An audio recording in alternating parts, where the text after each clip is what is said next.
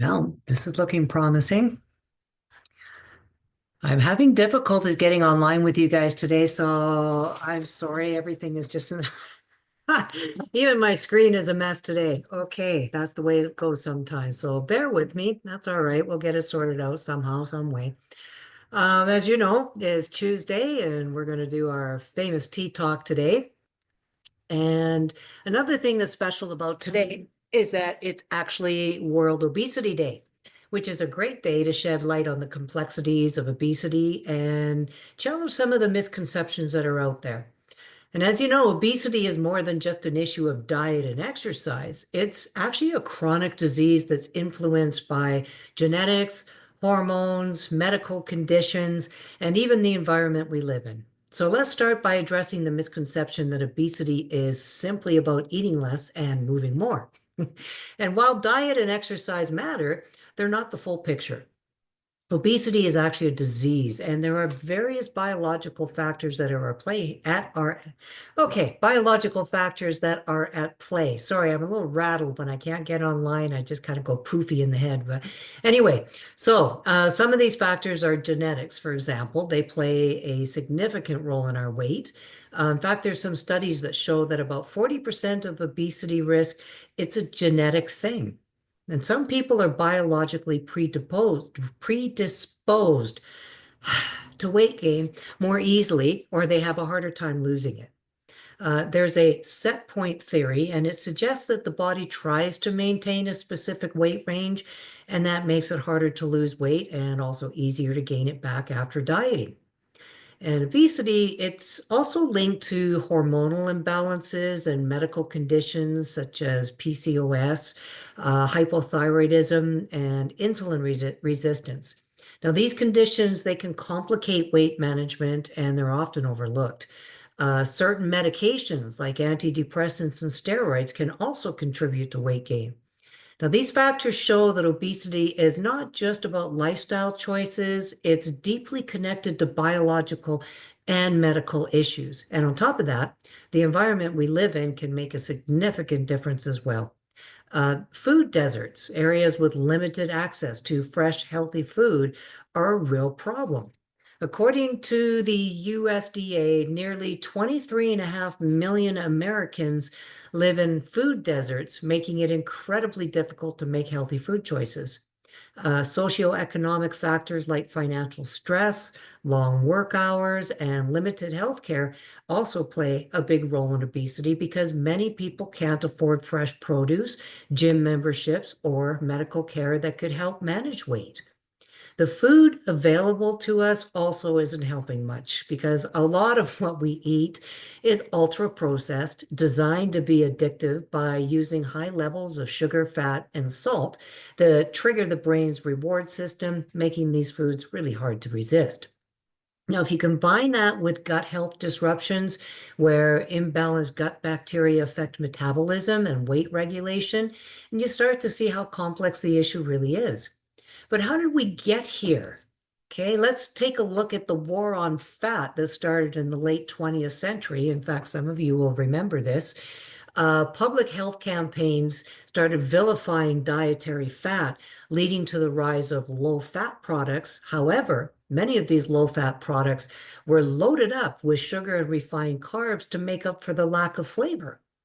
Now, this shift in our diets disrupted our metabolism, spiked blood sugar levels, and increased fat storage. As a result, obesity and type 2 diabetes rates absolutely skyrocketed.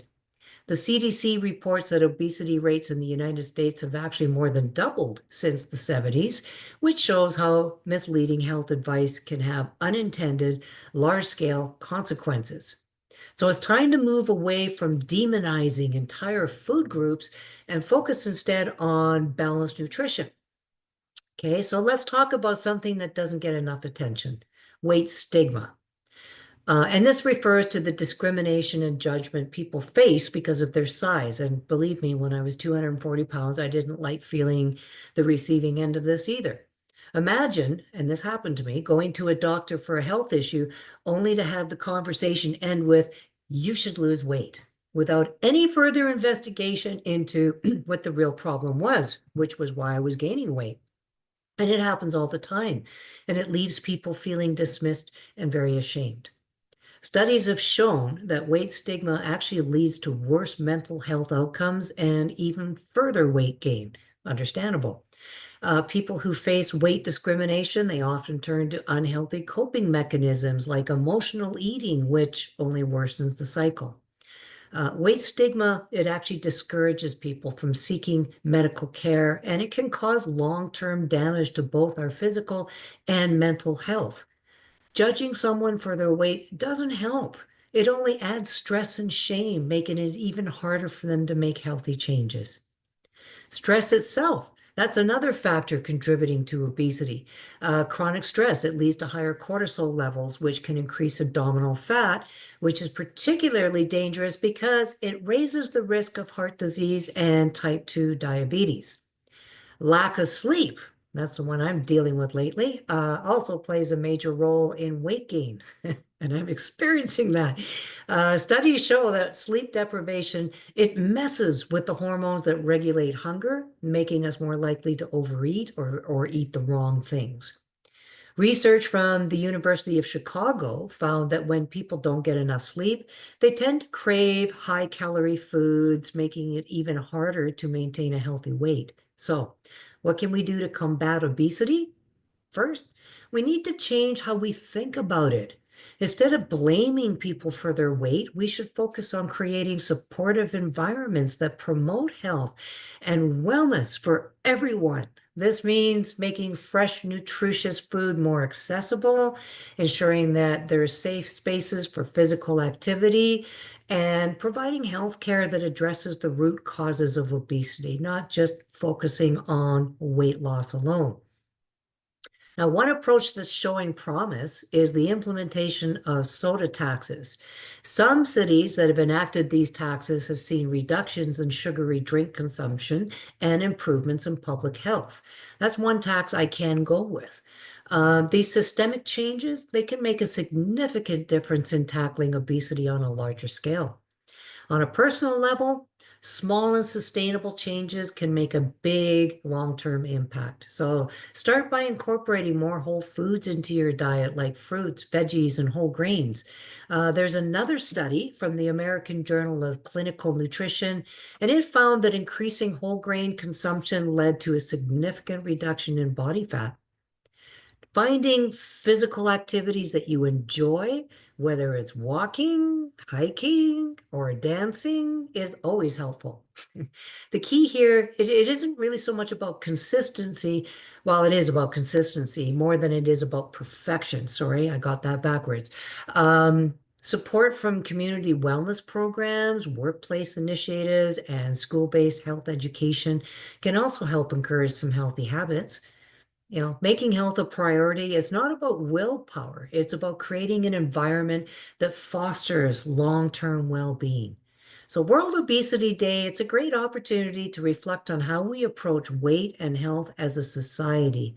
It is really time to challenge some of these outdated stereotypes and start advocating for systemic changes and support one another in living healthier, more fulfilling lives. Together, we can create a world where everyone, regardless of size, has access to the tools and support needed to lead a healthy life.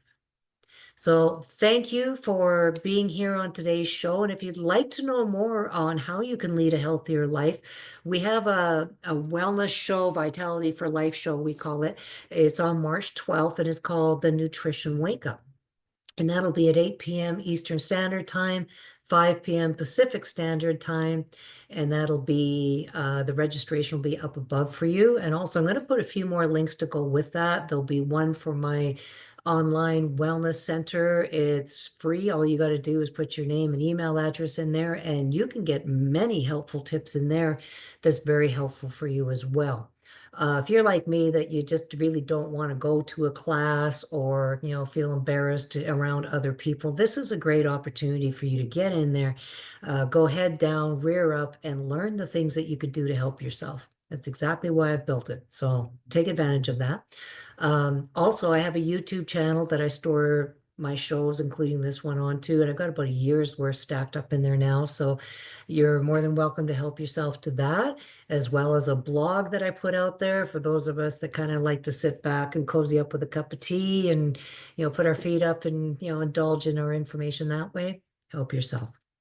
Okay. Oh yeah, I forgot about my group, Danny's Wellness Tribe. It's been growing on a daily basis. Thank you everybody for joining me lately. It's been great watching the explosion in there, hearing from you, hearing some of your stories, what you've been through. Some of you have had the opportunity to connect one-on-one with, and I've really enjoyed that. So thank you, and I look forward to meeting more of you. Okay, so I will leave that with you. And should there be a challenge that you're struggling with and maybe you're just not getting the answers you need as soon as you need, feel free to get in touch with me. Just give me a little poke on, one of the social media groups, and I will gladly get in touch with you and see what I can do to help support you along the way while you're waiting to work with your medical team. All right, well, I hope that helps. Thanks everyone for being here, and do join me tomorrow. I was going to tell you what my show is about tomorrow, but I think I'll just leave that up in the air for you. And do enjoy as spring starts to roll in, and I look forward to seeing you tomorrow. So make it a great day, everyone. Again, thanks for being here. Until then, bye for now.